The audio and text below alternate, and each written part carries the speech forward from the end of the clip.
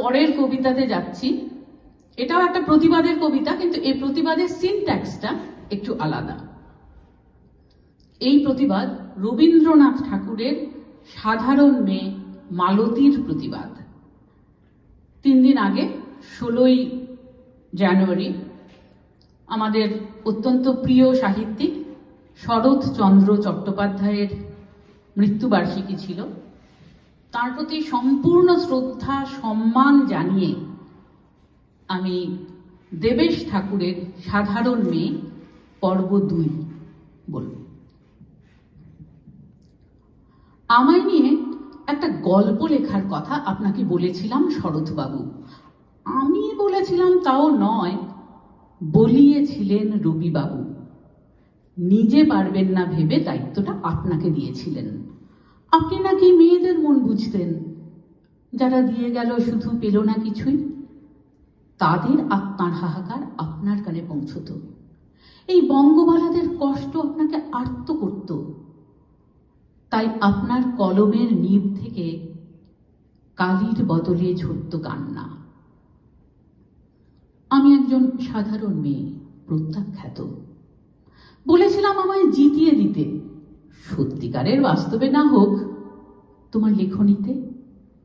সেই জয়ের রামধনু গন্ধে ডুবে মরতে চেয়েছিলাম। আপনি কথা রাখেননি। আমাকে কেন, কাউকে আপনি জেতাতে চাননি। মেয়েরা জিতলে আপনার পুরুষ শাসিত সমাজ মনস্কতা পীড়িত হবে বলেই জেতাতে চাননি। আমি জয় চেয়েছিলাম, করুণা নয়। স্বাধীনতা চেয়েছিলাম, সহানুভূতি নয়।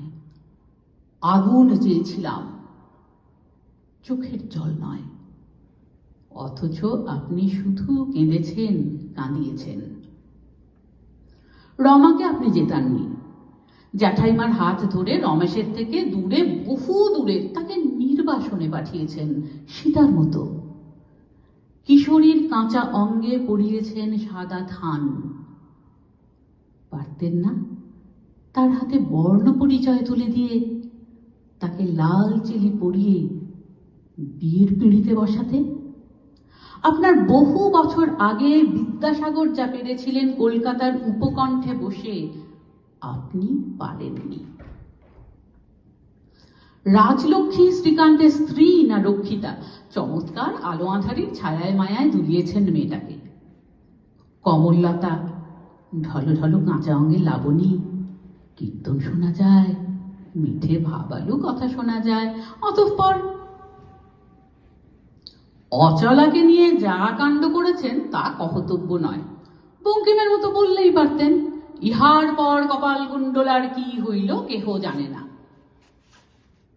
মেয়েটাকে জলে ডুবিয়ে দিলেন, একেবারে ভরা ডুবি। ষোড়শীকেও কেড়ে নিয়েছেন জীবানন্দের কাছ থেকে।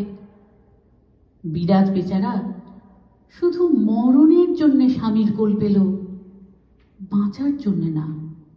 হ্যাঁ, তক্ক জুড়ে ছিল একটা মেয়ে কমল।